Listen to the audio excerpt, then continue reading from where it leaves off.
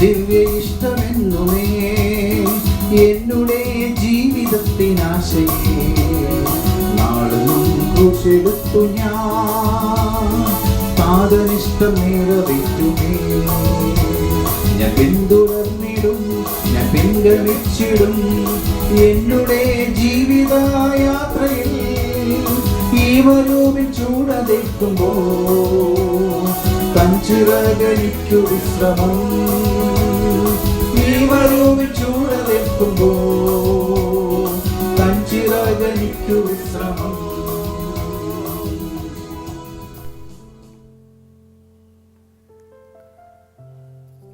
ദൈവനാമത്തിന് മഹത്വമുണ്ടാകട്ടെ. ഇന്നത്തെ പ്രഭാത ധ്യാനത്തിനായി 45-ാം സങ്കീർത്തനം 6-ാം വാക്യം. ദൈവമേ, നിന്റെ സിംഹാസനം എന്നും എന്നേക്കുമുള്ളതാകുന്നു. നിന്റെ രാജത്വത്തിൻ്റെ ചെങ്കോൽ നീതിയുള്ള ചെങ്കോലാകുന്നു.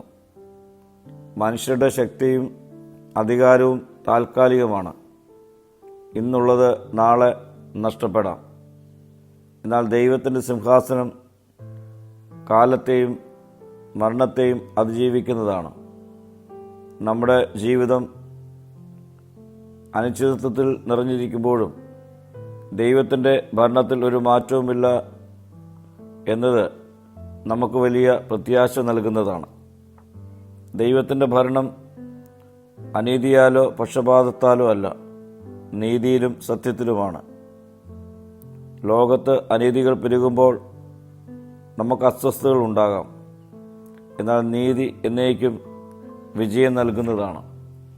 പ്രിയരെ, ലോകം മാറുമ്പോഴും സാഹചര്യങ്ങൾ തളരുമ്പോഴും നമുക്ക് ഉറച്ച് വിശ്വസിക്കാം, നമ്മുടെ ദൈവത്തിൻ്റെ സിംഹാസനം എന്നേക്കും നിലനിൽക്കും.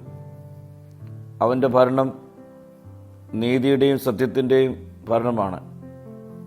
അവൻ്റെ രാജ്യത്വത്തിനായി പ്രത്യാശയോടെ ഈ നാളുകളിൽ നമുക്ക് കാത്തിരിക്കാം, പ്രാർത്ഥിക്കാം. കർത്താവേ, നിന്റെ നീതിയുള്ള രാജ്യത്വത്തിനായി ഒരുങ്ങി കാത്തിരിക്കുവാൻ എന്നെ ശക്തീകരിക്കണമേ. മഹത്വം നീ എടുക്കണം. യേശുവിൻ്റെ നാമത്തിൽ തന്നെ. ആമീൻ.